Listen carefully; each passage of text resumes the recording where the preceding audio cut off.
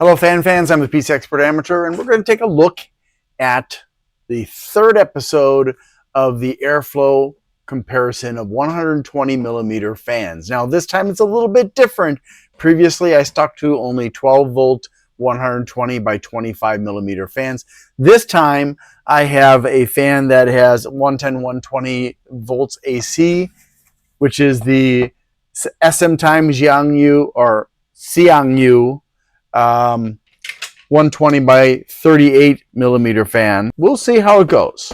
Most of them have, 1, 2, 3 of them have lights.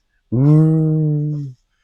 Yeah, I'm being sarcastic there because I don't give a rat's butt about lights because all they do is suck up electricity. And some of them use a lot. And most companies don't even want to reveal just how much electricity you're wasting on your lighting. But that's okay. Eventually, I'm sure, amongst all the other things that I'm trying to accomplish with this channel, I will get around to showing you just how much electricity that's being used eventually, because I've got a DC amp meter and voltmeter, finally. But that's down the road because I've got more important things to handle right now. I am swamped. I have a whole pile over here of videos that I wanted to get done this weekend and didn't get them done. I've got a whole bunch more over here that I've been waiting for weeks to get done and haven't gotten to them either. And you can blame my good friend anxiety on most of that. But I also was trying to find a video editor to help me with my channels to make my videos more beautiful and more interesting. And that took about a week of my time. So I didn't get a lot accomplished during that time.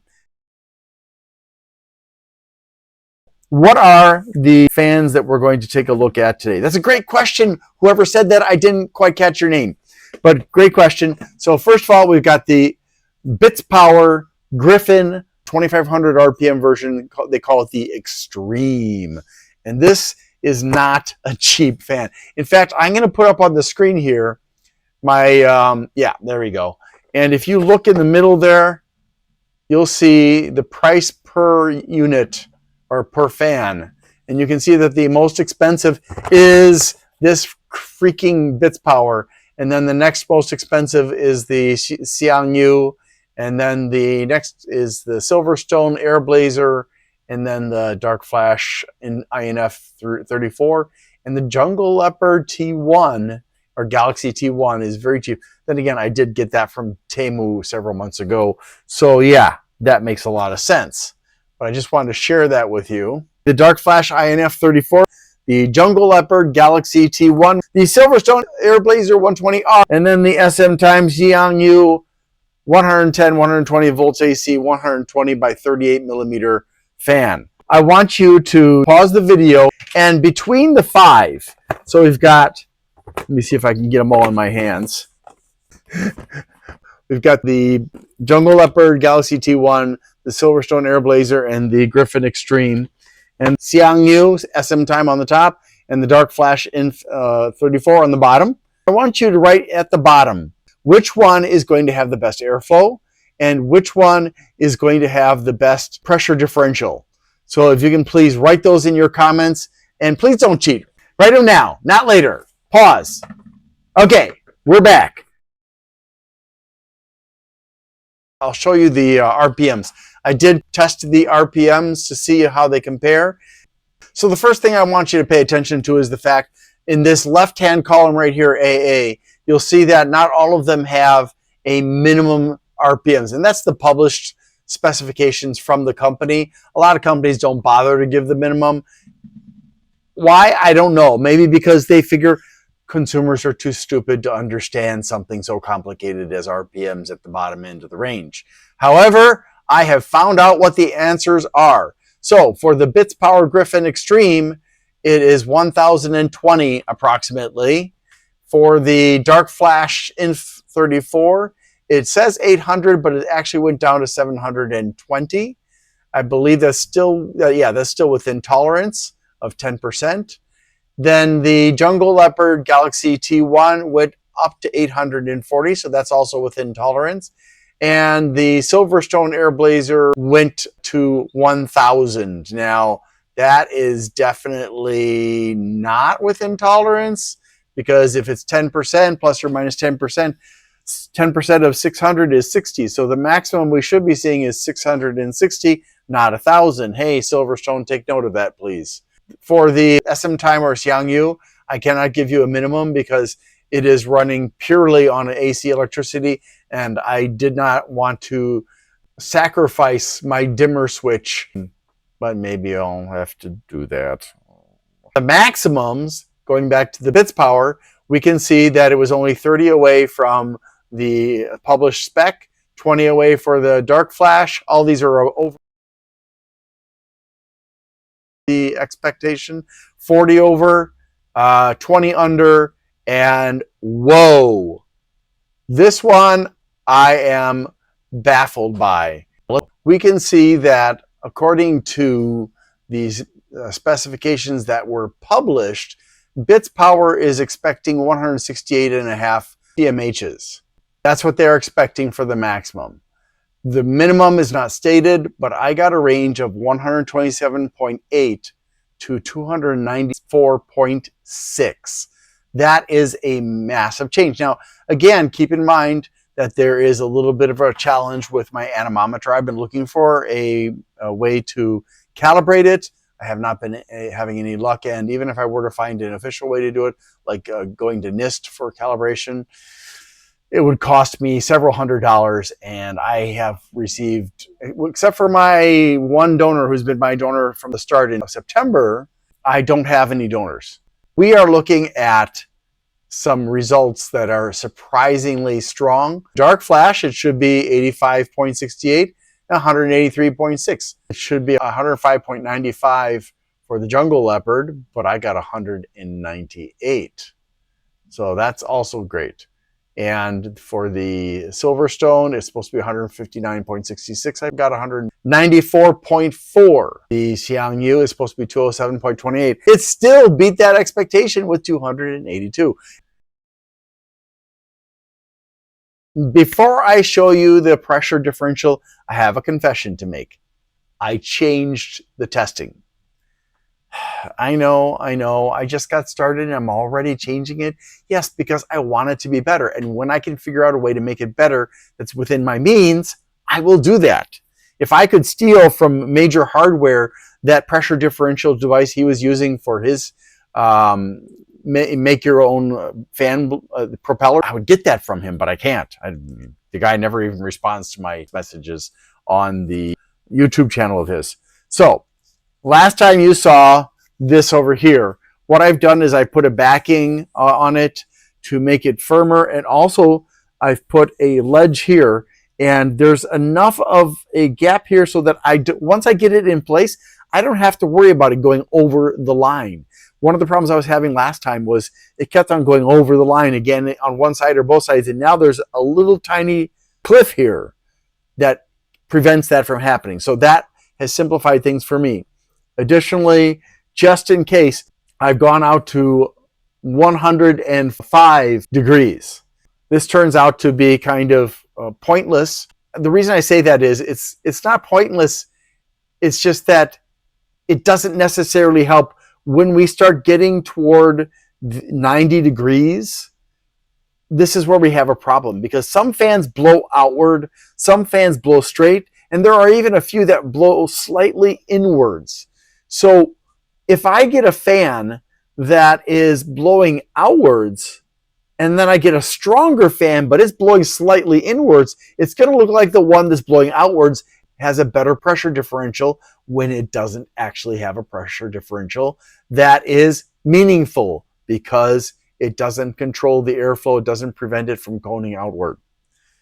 So, but that's there just in case. But the other change that I made is I reinforced this. I got rid of the little accordion flap here and just made it a solid flap, and I folded the bend here a few times just to make sure I can get a 90-degree angle there. And then I still set it down. I would love to have it on top of the fan like I used to do, but then I've got to figure out a way to have this standing up so I can do that. So either way, you know, it's a challenge. I'm sure I'll figure out something, but for the time being, this is what I'm using. I'm still pressing this against the fan with a ruler or some other hard object. but this is thicker.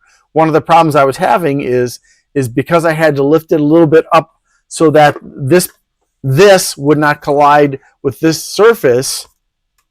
I was noticing that the bottom corner was leading the top corner. So it was not like this, it was like this. And so that made it harder to read. It still does happen, and partially it's happening because I have to lift it up above the paper, otherwise it gets stuck on the paper. Maybe I can figure out a solution to that at some point. But basically I'm still doing the same thing. I've just got slightly stronger material for this because I backed it with some paperboard. I did actually have a double layer down here, but the double layer was making it puff up so much it was actually taking some of the airflow going underneath, and that's part of the reason I taped it. And I was like, you know what, screw it, I'm going to take that off, and then I can tape this. And yeah, so now that you understand how I've changed it, you must also understand that I had to re-evaluate each of the fans from the last 2 episodes along with the fans for this episode, which I think that you should be happy about, or you are happy about, because you understand then that I am serious about trying to be consistent, which is really frustrating sometimes. But let's take a look at what I found out.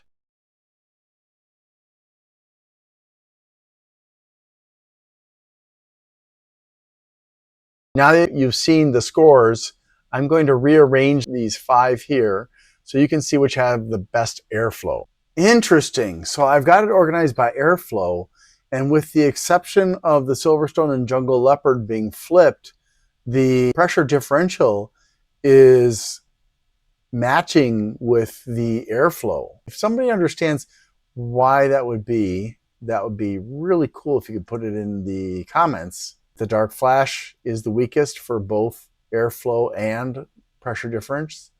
Then the SilverStone is the weakest for airflow, but the Jungle Leopard is the weakest for pressure difference. And then the Jungle Leopard is number 3 for airflow, but SilverStone is number 3 for pressure difference. And then the SMTime Xiang is in, well, I guess you could say second place for both. And the Bitspower has taken the lead. Despite, now again, maybe if we had those extra 1500 RPMs, that Xiang fan would be performing better and would beat the Bitspower. But at this point, that's not what we're seeing. And I'll tell you what, you do not want to stick your finger into that Xiang. At the leading edge, at the end of each blade, it's got teeth, like 3 teeth, I think. And that would just tear your finger up. So just be careful if you get one of those. You can see a huge gap of almost 200 CMHs between the UNM Life and the Bitspower Griffin Extreme, which is, well, what can I say? It's huge. But, it's not the only one that's lagging behind. I mean, I would say that the bottom 4 are kind of, well, the bottom 3 really are really kind of sad. So let's go ahead, and then I'm going to rearrange this according to the pressure differential. Fairly predictable with the exception of the Hefan, and well, that's not that unpredictable. And then the Jungle Leopard Astro V2. But when we look at the top, oh wow, we've got some interesting gaps here. The SilverStone Airblazer 120R, and then it tied for 3rd place is the Amrunja and the Xiang, and then 2nd place is the JMC, and of course the Bitspower Extreme is still in the lead. So there you have it. You've got the start of a very interesting looking comparison between various brands, and I would love to hear what you think about the idea of me just keeping the 120 separate from the 140s, from the 160s, from the 180s, from the 200, the 90s, the 80s, the 70s, the 60s, the 40s. Or do you want me to mix it up with more sizes? Because I've already got a 38 millimeter thick one here for the 120s.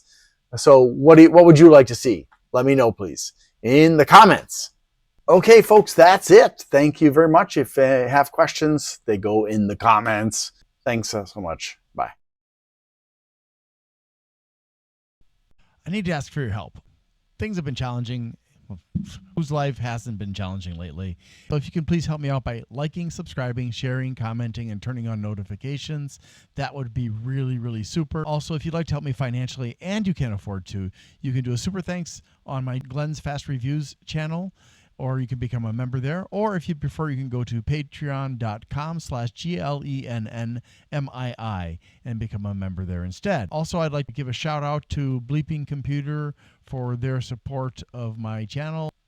If you need resources for computers, for getting rid of malware and learning about cybersecurity and stuff, Bleeping Computer, BLEEPING computer.com is a great resource. Thanks so much for watching and have a great day. And we've got the, yeah, this is not going to be easy. Let's go like this. We'll do it. That's not, okay. It doesn't want to work. There we go. There we go. So I just want to be transparent here.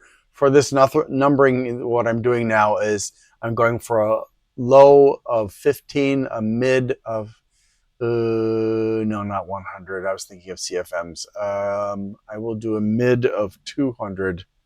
And then for the maximum, I'm going to go for, yeah, I'll stick with 600 for that.